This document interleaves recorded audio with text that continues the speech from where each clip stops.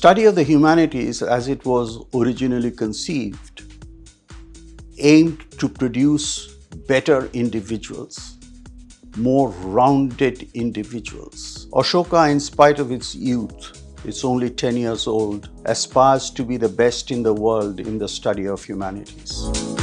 So English at Ashoka is far more than English. At Ashoka, we do a course called Masala Shakespeare, which is not your everyday version of Shakespeare. We're interested in this course in getting students to recognize how Shakespeare, despite coming from another part of the world and another time, speaks in ways that are uncannily familiar to Indian audiences. Well, the job of the historian is like the job of a detective. Except for that, we don't go into the crime scene, we go into the past. We look at the past, we look at the various fragments of the past, documents, archaeological ruins, fabric, coins, etc. And we try to reconstruct how things unfolded in the past. When we study philosophy, we get to see where these ideas began and what people have thought about them throughout the span of human history. We're at the Center for Interdisciplinary Archaeological Research, which is associated with the Department of History.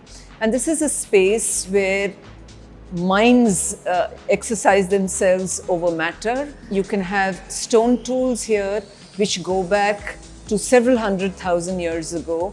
And there are all these young scholars who try to understand what can be learned about our ancestors from that.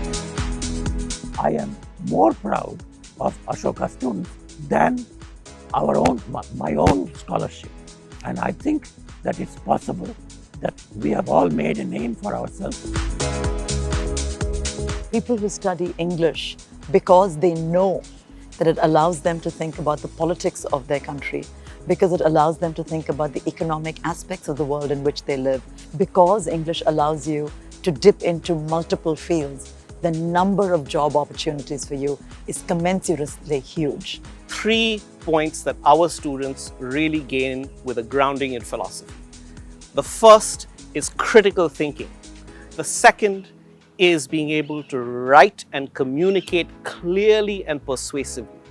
And finally, there is originality and insight, being able to see to the heart of the matter. One of the strengths of it is that it doesn't track you into just one line. You can be anything from a civil servant to an academic, to a lawyer, to a journalist, as well as these newer careers that are coming up. My education at Ashoka gave me the foundation to do the research I do now. Because even though my work is largely in STEM, the grounding in the humanities that I received at Ashoka has helped me contextualize my research, better structure narratives around my findings, and more broadly, think through the motivations of different experimental designs. History is far more than just facts and dates. It deeply influences our daily lives. This is what I taught at Ashoka University, and it's helped me in my preparation for civil services. My time at Ashoka, and particularly the English major, helped me develop skills in research, in writing, and in thinking across different disciplines. And these are all skills that have been invaluable to me in my work today.